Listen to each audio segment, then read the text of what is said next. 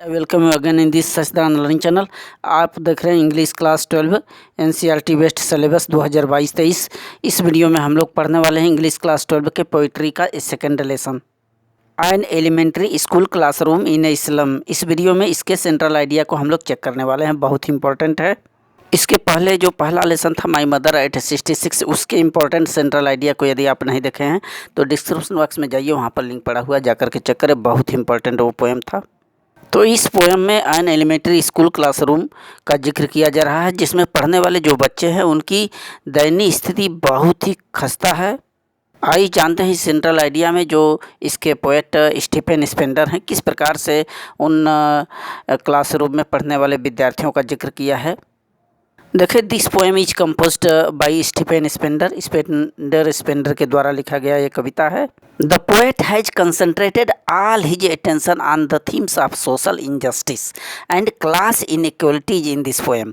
तो इस कविता में जो कवि हैं वो अपना ध्यान कहाँ फोकस किए हैं? देखिए, जो सोशल इनजस्टिस है, जो सामाजिक अन्याय है, और क्लास इनइक्वलिटीज जो वर्ग असमानताएं हैं, उसकी कथानक पर अपने ध्यान को केंद्रित किए हैं। The poet says that these children are very poor and physically weak. आगे कवि बताते हैं कि इस क्लासरूम में, यानी कि इस झुग्गी झोपड़ी जैसे मलिन बस्ती में के क्लासरूम में कक्षा में पढ़ने वाले जो विद्यार्थी हैं, जो बच्चे हैं, बहुत ही गरीब हैं, एंड फिजिकली वीक, और शारीरिक तौर पर बहुत ही कमज़ोर हैं, वीक हैं। देयर फेसेस आर पैलर, उनके जो चेहरे हैं पीले पड़ गए हैं। एंड सैड, और वो काफ़ी दुखित हैं, उदास हैं।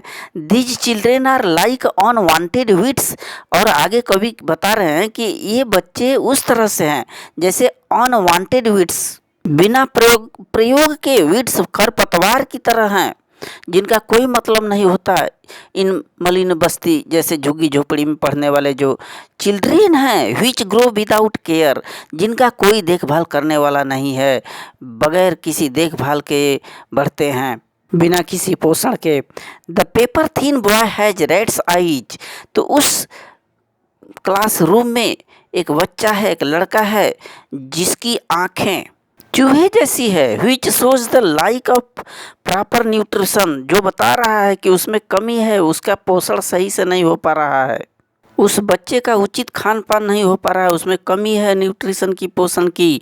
The poet appeals to those in powerful, और कवि का ये अनुरोध है, अपील है कि जो पावर में है, जो सत्ता में है, liberate those children from the miserable condition, माने उन्हें क्या करना चाहिए? उन्हें, इन बच्चों को उनके इस कष्टनीय, इस दयनीय स्थिति से आज़ाद करा देना चाहिए जहाँ पर वो कैद पड़े हुए हैं इस चार दीवारी जैसे रूम के अंदर।